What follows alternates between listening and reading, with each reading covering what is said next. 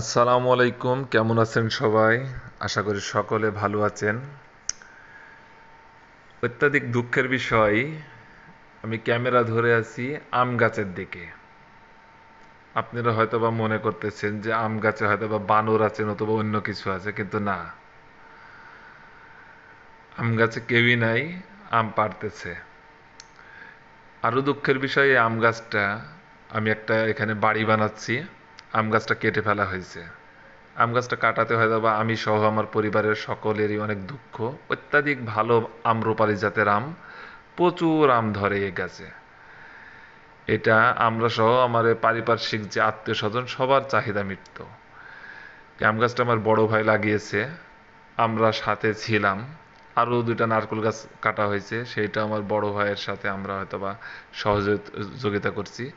এই বাড়ি বানানোর উদ্দেশ্য গাছগুলো কাটা হয়েছে, খুব দুঃখের বিষয়।